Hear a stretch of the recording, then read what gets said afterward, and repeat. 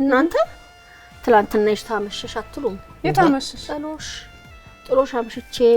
አቤት በስንት ጊዜ ያየው እንዲህ አይነት ነገር ዘንድሮም ከተማ ጥሎሽ አለ እንዴ ቀለጥ ያለ አለ እንጂ አለም የለም ሁለቱ ነው የለም መኖርም አለበት ቀጣይም አለበት የነበረ ነገር እኮ ነው ማሚዬ እኔ ብዙም የጥሎሽ ነገር ያስፈራኛል ለምን ጥሎሹን ጋብቻውን ይጋፋዋል ብዬ እላለሁ እሺ እንዴት ነው የሚጋፋው ቁም ነገሩ ጋብቻው አይደለ አብሮ መኖሩ እና ለጥሎሽ መጨነቁ ይሄ ምናየው በቃ ትልልቆቹ ነገሮች ገሌህን ሰጠ የሚለው የፉክክሩን መንፈስ አልወደውም እኔ ፉክክር አይመስለኝም ፉክክርም አይደለም አብራው የምትኖር ናት ነገጧት ሚስቱ የምትሆን ሴት ናት ለሷ ማድረግ ነው እኔ እንደሚመስለኝ ከሆነ እንደውም ቤተሰቦች ለቤተሰብ ድረስ ይደረጋል እኮ ከድሮ ጀምሮ አንድን ሚስት ሲለመን ሲሰጣው ለቤተሰቦቿ ራሱ ከልብስ ጀምሮ ከጋቢ ጀምሮ ወጣ ስንል እንዴ አሁንም እንትንም ከብቶች ራሱ እኮ ይሰጣል አይደል እንዴ በጥሎሽ መልክ ይሰጣል ከተማው አለ አሁን እንደውም ማለት ነው እንደ አዲስ ነው በጣም አሁን ባለፈው ሳምንት ያየሁት ሰርክ እንደውም 1.2 ሚሊዮን ቼክ ሁላ ተሰጥቷል በጥሎሽ ማሚዬ እንግዲህ መኪናም እየተሰጠ ነው እና እየተዘፈነ እኮ ነው አሁን ለኔ የሚገባ ጥሎሽ ከሌለ እንደ ጎመጀክት ቀራታለህ ወይ ምንም እንዴ ቆይ እናትዬ እኮ ልክ ነህ እኔ አሁን የማሚዬን ሐሳብ መደግፋለሁ ፍክክር ነው ያለው ነገር ትክክል ነው አንዳንዴ ከማናንሽ ያለ አንዳንዴ ደግሞ የምር ስጦታ መስጠትን ፈልጎ አለ አንዳንዴ ደግሞ ባህል ነውና ባህል ተጽኖ ማድረጉባቸው ስጦታዎች የሚሰጡት አለ እንዳላችሁት በከተማም ከከተማ ውጭም እንደየሁኔታው የሚሰጥበት ሁኔታ አለ አንዳንዴ ስታስቢው ልክም ነው በዚህ ጋር ስታዩ ደግሞ አቅምም የሚጎዳ ይችላል የሚሉት ነገር አቅምም የሚጎዳ ከሆነ ከመጀመሪያው እኮ ያው ሰርግ አይደግስም አይደለም የሆነቴን እኮ ሚስት ሊያገባ ሄድም የሰው አቅም አለኝ ሚስቴን ማስተዳደር እችላለሁ ቤተሰብ መስራት እችላለሁ ብሎ ነው የሚሄደውና እንዳልሽው እናትዬ ባህል ነው ከድሮ ጀምሮ ያለ ነገር ነውና የሚያደርገውም ደግሞ ለሌላ ነገር ሳይሆን አሁን አንዳንድ ሐሳብ እንደውም የሚነሳው እንደ ግዢ ነው እንደ ሴት እንደ መግዛት ነው እንደ ይባላልና እንደዛ ሳይሆን ምስጋናም ነው የሱ ናት የሱ ለሆነችው ሴት ለሚስቱ ደግሞ ሚስቱን ያስውባል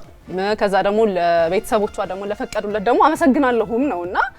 በጣም ደስ የሚል ነገር ነው ስጦታ እኮ ነው ማሜ አረታው አዩት ስጦታ ነው ጥሩ ነው ግን ብራንዱ ሊመረጣል ታውቂያለሽ አሁን በፊትኛ ሚዜ ሆነን ምናምን ስንሄድ ከሰርጉ አንድ ቀን በፊት ማታ የጣሊያን ቬሎ ያዙት ይባላል ቤተሰቡ ይነካዋል ከጓዳ ይወጣሉ ከዛ ብራንድ ያኮርፋሉ ብራንዱ ይታያል የልብሱ ታጎቹ አዲስ ነው አዲስ አይደለም እያንዳንዱ ነገር ይታይ እና ጭንቀት አለው ይሄ ከሰርጉ በላይ በተለይ ከተሞች ላይ ከሰርጉ በላይ ያ እንትኑ ለጥሎሽ የሚደረገው ዝግጅትና ፉክክር ከበድ ይላል እንደውም አንዳንድ ቦታ የሃይማኖት ሰዎች እድር ምናምን ሁሉ ይቅር ሁሉ እስኪሉ ድረስ ከተሞች ላይ ማለት ነው አርጋዋል ግን አሁን አስቢ ሀያትን አንድ ቀሚስ ባለፈው አሁን ሰርግ ኖሮብን ገበያ ሄደን ነበር ሀያት ታስታውስ አንድ ቀሚስ ስንት እንደገባ አንነግር አንድ ጫማ ይሄ ጌጣጌጡ መኳኳያው ምናምን ሲባል በቃ የሰርጉ አብይ ርዕስ ይሆናል ግን ባህልን ማስቀጠልኩ አሁን እሺ አሁን እኔና አሁን ያለ ጥሎሽ ተሰጥኛላችሁ እንደማለት እኔ መቼም ጥሩ ባል ካገኘው አንቀርቅቤ ነው መሰጣት ያለ ጥሎሽ ጥሎሽ አይደለም ቁም ነገሩ ቤተሰብ መመስረቱ ህይወት መቀጠሉ እኮ ህይወት መቀጠል አይውልሽ ከተገኘ እሰየው እልልል ብዬ ለምን ሄሊኮፕተር ግን አሁን ለምሳሌ እውነት ባህሉን ራሱ ማስቀጠል እኮ በጣም ትልቅ ነገር ነው አሁን ጥሎሽ ላይ ፕሮግራሙ ሲካሄድ እንደተባለው ልብሶች ይገዛሉ ዞሮ ሚስቱ ነው የምትሆነው በብዙ አካባቢ ለሚስቱ ነው ልብስ የሚገዛው ጌጣጌጦችን ይገዛሉ ከዛ ደግሞ ባህሉም ነው እዛ እናት አባት ጎረቤት ሚዜዎች በባህላዊ ልብስ በደንብ አሸብርቀው ነው እዛ የሚገኙትና የሆነውንም ያልሆነውንም እቃውን ያዋደዱ የወንድ ቤተሰብ በተለይ ደግሞ ከፈረንሳይ የመጣ ሽቶ ምናምን ይተባለ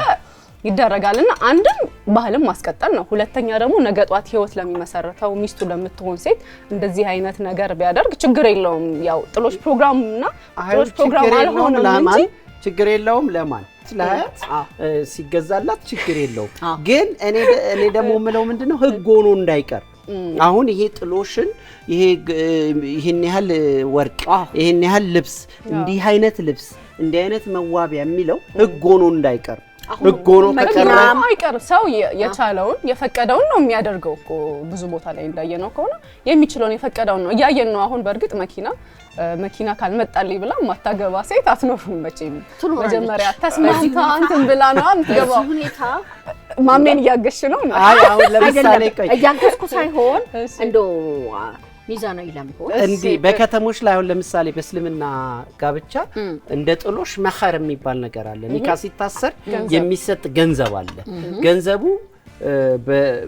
እየበዛ መጣ። የሆነ ጊዜ የዛሬ 10 ዓመት ምናምን በፊት ካስታወሻዩ ልጅ ነሽ ለነገሩ ግን በርከት ያለ ብር እየሰጡ ሰዎች ሲመጣ መኸሩን የሃይማኖት አባቶች ተመካከሩና ከ10,000 ብር በላይ መኸር መስጠት አይቻልም ተባለ። ለምን ምንድነው መኸሩ ሲበዛ ህግ እየመሰለ ሰው ለማግባት ይፈልግና ይሉን ተይዘዋል ያፍራል ችግር ይፈጠራል። ለምን ከዛ ደግሞ ቤተሰብም ይሄን ያህል መኸር ካልተሰጠኝ ይሄን ያህል ጥሎሽ ካልተሰጠኝ ልጄን አልሰጥም የገንዘቡ ሁሉ እየቀረ ነበር። ስለዚህ ምንድነው የጋብቻውን አቻ ይሆንና ጋብቻውን ይጋፋዋል። ጥሎሹ የጋብቻው ጋብቻ ያለ ጥሎሽ ጋብቻ ያለ ሰርግ ጋብቻ ያለ ምላሽ ጋብቻ ያለ ቅልቅል ሊኖር ይችላል። ስለዚህ ዋናው የጋብቻው አንኳር ርዕስ ጥሎሹ እንዳይሆን ስለምሰጋ ነው እኔ እንጂ ባህሏን ወዳታለሁ ደስ ትለኛለች ሳያት ምናምን እኔም ተሳትፌባት እኮ አውቃለሁ። ቲያትርም ሰርተን እናውቃለን። ማሚ ያልከው የሚያስማማኝ ነገር ሰው እንዳይቸገር እንዳይጨናነቅ ከማናንሼ እንዳይል የሚለው ነገር ትልቅ ሀሳብ ይመስለኛል። ግን ካለው ሰው ቢያደርግ ጥሎሽ ቢጥል ምንም ችግር የለም። ነው ለሷም ለቤተሰቦቿም ምናምን ጥሎሽ ይጣላል እንደምታውቀው አልቀም እኮ እናትዬ የጥሎሽ ጉዳይ እስከነ መልሱ እኮ ነው የሚሄደው። ማሚ ታውቂያለሽ ለሰርግ ትሩ በጣም ብዙ ነው ከጥሎሹ እኮ ሲጀመር። ለምንድን ነው የሚመስለኝ አዲስ ቤት ስትገባ ባዳዲስ ልብስ ባዳዲስ መዋቢያ ባዳዲስ ጌጥ ሙሽራ አይደለች ሙሽራ ቆንጆ ሆና መታየት አለባት። የድሮ ልብሷን ትተውና የድሮ ጌጦቿን ትተውና ከአዲሱ ባሏ ከአዲሱ ቤቷ ከአዲሱ ሙሽርነቷ ጋር አምትልበት ደሱን አይደለም የሚሆነው። ስለዚህ ያው እንደያቅሙ ቢኖር በባህሉ ደስ ይለናል። ባይኖርም ደግሞ ምንም አይደለም። ብድር መሄድ ምልሽ አንዳንዴ ጋብቻን ይጎዳል። ብዙ ወጪ ወጣና ቀድሞ ነገ በምን ይተዳደሩ እነዚህ ሰዎች ያም እንዳይመጣ ግን እኮ አውርቆና ሀያት እያስፈራሩ ነው። ለኔ የሚገባ ጥሎሽ ከሌለ እንደ ጎመጀ ትቀራለህ እኮ በዘፈን እኮ ነው በጋሜ በጣም በጭፈራው እና ሰርጉ ሁሉ አሁን ካየሽው ለኔ የሚገባ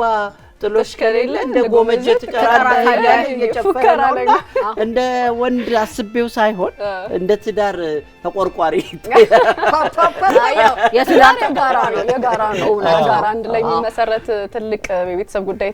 የተቋም ጉዳይ ስለሆነ ያው ሁለቱ ባለም ሚስትም የተስማሙበትን ነገር ቢደረግ ጥሩ ነው። እንደው ጥሩ ነው ሐሳቡን አነሳ ነው እንጂ ካለው ከላይ እስከታች ወርቅ ቢለበስ ካላቸው እኛ ቡናችንን እየጠጣን ቤተሰቦቻችን ይወያዩበት። እርግጠኛ ነኝ በዚህ ጉዳይ በጣም ብዙ ሰው ሊወያይበትና ሊግባባበት ይችላል ብዬ አስባለሁ። እኛ ቡናችንን እንጠጣለን፣ እናንተ እስቲ በያላችሁበት ተወያዩበት።